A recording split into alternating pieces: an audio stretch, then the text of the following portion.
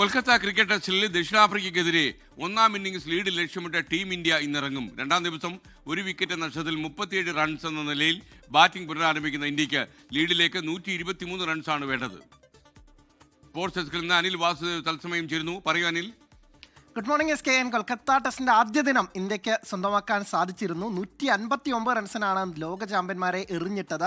അതും വലിയ ടീമാണ്, ലോക ചാമ്പ്യന്മാരാണ്. പക്ഷേ ഇന്ത്യയുടെ മടയിൽ വന്നാൽ അവർക്ക് ഒന്നും ചെയ്യാൻ സാധിക്കാറില്ല എന്നുള്ള ആ ഒരു ചരിത്രം അത് ആവർത്തിക്കുകയാണ് കൊൽക്കത്ത ടെസ്റ്റിന്റെ ഒന്നാം ദിനത്തിൽ നമ്മളും കണ്ടത്. ജസ്പ്രീത് ബുംറയുടെ തകർപ്പൻ ബൗളിംഗ് ആണ് ടീമിനെ എറിഞ്ഞിടാൻ 159 എറിഞ്ഞിടാൻ സഹായിച്ചത്. ഒപ്പം തന്നെ മുഹമ്മദ് സിറാജും കുൽദീപ് യാദവും 2 വിക്കറ്റും വീഴ്ത്തി. ഇനി ഇന്ത്യ ഇന്ന് ഇറങ്ങുന്നത് ലീഡിലേക്ക്, അതും വലിയൊരു ലീഡിലേക്ക് പോവുക എന്ന ലക്ഷ്യത്തിലോടു കൂടിയാണ്. രണ്ടാം ദിനം 37 റൺസ് ഒരു വിക്കറ്റ് നഷ്ടത്തിൽ എന്നതാണ് ഇന്ത്യയുടെ നിലവിലെ സ്കോർ. ഇനി ലീഡിലേക്ക് 123 റൺസ് കൂടിയാണ് ഇന്ത്യക്ക് വേണ്ടത്. എന്തായാലും നിലവിലെ ഇന്ത്യയുടെ ബാറ്റിംഗ് നിരയുടെ സ്ട്രെങ്ത് അനുസരിച്ച് നോക്കുകയാണെങ്കിൽ ഇന്ത്യ വലിയ സ്കോറിലേക്ക് പോകും എന്ന കാര്യത്തിൽ തർക്കമില്ല.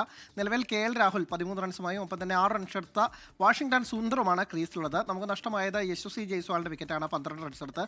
ശുഭമാൻ ഗില്ലും ധ്രുവ് ജുറലും ഋഷഭ് പന്തും അടക്കമുള്ള വലിയ ബാറ്റിംഗ് നിര വരാനിരിക്കുന്നുണ്ട്. അതുകൊണ്ട് തന്നെ നമ്മൾ ലീഡിലേക്ക് പോകും എന്ന് തന്നെയാണ് പ്രതീക്ഷിക്കുന്നത്. പക്ഷേ പടുകൂറ്റൻ ലീഡിലേക്ക് പോവുകയാണെങ്കിൽ ഈ പറഞ്ഞ താരങ്ങളൊക്കെ തന്നെ വമ്പൻ പ്രകടനം കാഴ്ചവെക്കേണ്ടിയിരിക്കുന്നു. പക്ഷേ ദക്ഷിണാഫ്രിക്കയുടെ ബൗളിംഗ് നിരയെ കുറച്ച് കാണാനും സാധിക്കില്ല. എസ്കെ ഒരു കാര്യം കൂടി അനിൽ, IPL 19ാം സീസണിന് മുന്നോടിയായി ടീമിൽ നിലനിർത്തുന്ന താരങ്ങളുടെ പട്ടിക ഫ്രാഞ്ചൈസികൾ ഇന്ന് പുറത്തുവിടുന്നല്ലേ പറഞ്ഞിരിക്കുന്നത്. വൈകുന്നേരം 5 മണിക്ക് അതിന്റെ കൂടുതൽ വിവരങ്ങൾ നമുക്ക് ലഭിച്ചോ?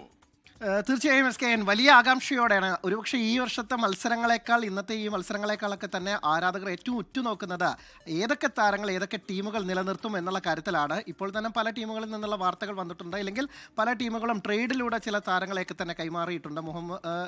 ഷാർദുൽ താക്കൂറിനെ മുംബൈ സ്വന്തമാക്കി. ഒപ്പം തന്നെ ലക്നൌവിലേക്ക് മുഹമ്മദ് ഷമി ചേക്കേറുന്നു. ഇങ്ങനെ ചില താര കൈമാറ്റങ്ങൾ ഉണ്ടായിട്ടുണ്ട്. ഇനി ഏതൊക്കെ താരങ്ങളെ ഏതൊക്കെ ടീമുകൾ നിലനിർത്തും എന്ന കാര്യത്തിലാണ് അറിയുന്നത്. പ്രമുഖ താരങ്ങളിലൊന്നും തന്നെ മാറ്റമുണ്ടാവില്ല.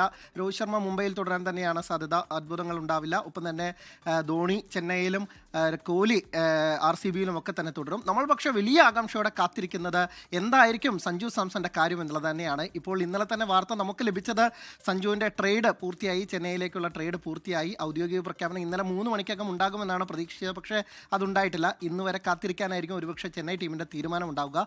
ഈ IPL ട്രേഡിലെ ഏറ്റവും വാർത്ത അതുതന്നെയായിരിക്കും, സഞ്ജു സാംസൺ ചെന്നൈയിലേക്ക് എന്ന തരത്തിലാണ്. എന്തായാലും ഔദ്യോഗിക പ്രഖ്യാപനത്തിനാണ് കാത്തിരിക്കുന്നത്.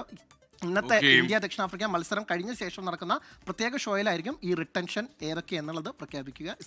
ലോകത്തെവിടെയായാലും ഏത് സമയത്തും 24 വാർത്തകളും ഓഗ്മെന്റഡ് റിയാലിറ്റി പാക്കേജുകളും എക്സ്പ്ലെയിനറുകളും വിശദമായി കാണാൻ ഞങ്ങളുടെ YouTube ചാനൽ നിങ്ങൾക്ക് സബ്സ്ക്രൈബ് ചെയ്യാം.